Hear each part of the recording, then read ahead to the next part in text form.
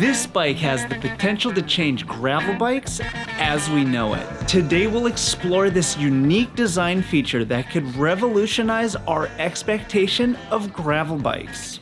Join me as we put this innovative bike through the paces to see if its unique design is set to revolutionize gravel bikes as we know it, or if it's just another marketing gimmick. All right, today we're taking this thing on a proper mixed terrain to see how it can handle in the real world.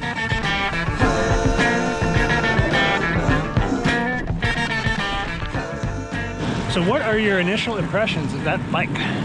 I would say it feels stable, solid, and it's light. So far, box is checked. I like the color too. Taupe? What do you call that color? I call that mossy slate, matte, granite. Wizard beard.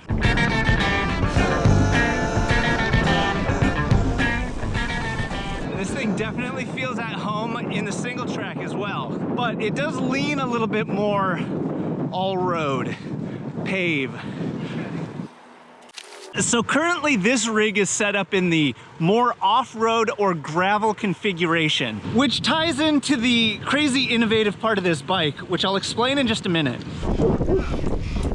Didn't you guys see my video about how I stopped doing group rides? All right, first climb completed. This thing did everything it was supposed to. It didn't talk back, but it also didn't incite naughty behavior. All boxes still checked. The feature that makes this bike so unique are its removable dropouts in the front and the back that you can take out and flip around. And what this does is changes the wheelbase of the bike, resulting in a bike that feels like two different bikes. A wider, more stable wheelbase for gravel and off-road riding, or a shorter wheelbase which leans towards speed and agility of a road bike. But there's something about this transformation that you need to know that I'll explain in just a moment. From my troubles out the doorway, I don't need them anymore. But tonight I'll be staying here with you. Currently, I have it set up in the wider stance, gravel ready, adventure curious. But you can also set it up with a shorter wheelbase, so it's a little more all-road, a little quicker, which is like this.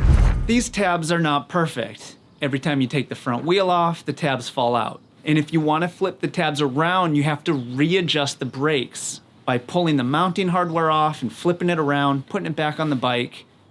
It's kind of a thing. Polygon has a video that explains it very simply, but you're not going to do this in the middle of a ride.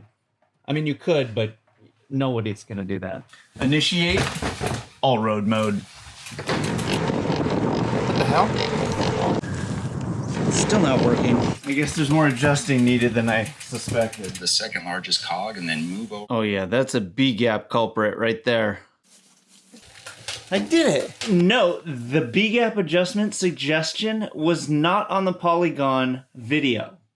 And when you're not a mechanic, you don't know that you should do something like that. I don't even know what B-gap stands for. Second time's a charm. This is cool. It feels like a completely different bike. It's more agile, it's quicker, it's snappier. Wow, what an interesting experience. That looks like enough clearance to make it in the MASH video. They suggest downsizing to 35s, but I wanted to see what those 40s would do. What a trip to have one bike transform into a completely different bike. If you're feeling any of this, feel free to subscribe. We'd love to welcome you into our dysfunctional family with open arms. Throw my ticket out the window. Prerequisite, highway miles. Throw my suitcase out there too.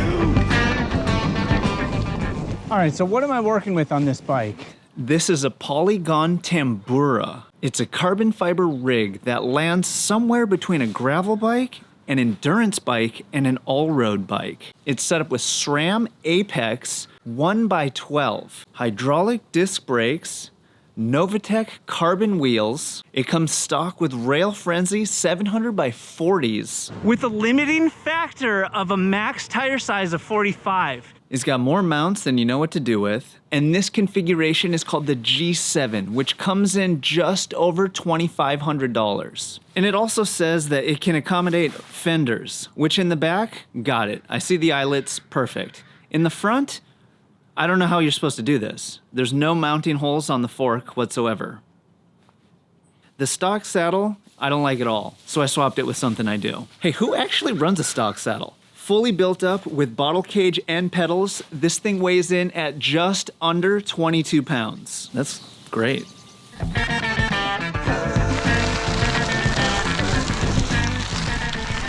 And shout out Bikes Online for sponsoring this week's video.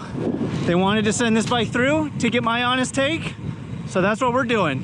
If you want to learn more, I'll put a link to them down below. In the meantime, look at them go.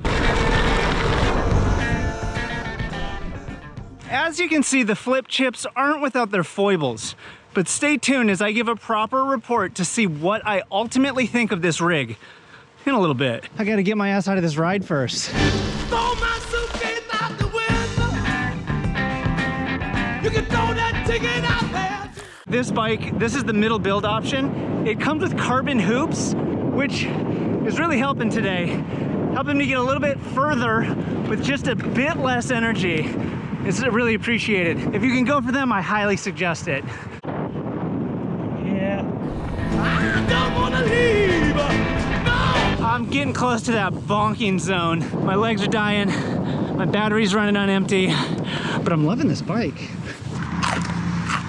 It's kind of rough. I love how beefy this front end is. Like, this is a fucking handful. Grab yourself a little something.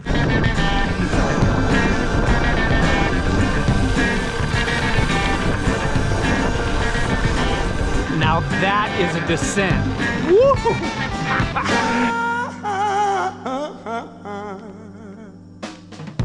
I'm a fan of this Apex group. Working class athlete to the T. And I dig the girth on that. Comfort, baby. It's mechanical, time tested. I think it's a good choice. Whoa! It's kind of gnarly. It just got very real. That was a big day and a huge undertaking as a first ride for this bike. Might as well do the gauntlet. And the ride by the numbers? 7 hours, 3 minutes rolling time. 94 miles and 9,698 feet of elevation. And I need to gather myself and I'll give you a proper breakdown of what I think about this thing. Hold tight. Better believe me. Little David. Ultimately, I still think this is a smart bike. It has 3 different build options, so it hits several price points. The fact that it can act as 2 bikes in one means it'll save space. And this is a more affordable way to get 2 bikes in one than having to buy 2 different wheel sets. It's comfortable, it looks cool, it's light, there's not much to not like. I just love the fact that they're trying something different. I'm such a fan of innovation, even when it doesn't land. I still love it. Now, to get a full spectrum understanding of where this bike lands, you'll have to check out this video where I put its brother from a different mother, the Bend, through the paces, and the results, they just might surprise you. The results may surprise me. Or well, they did.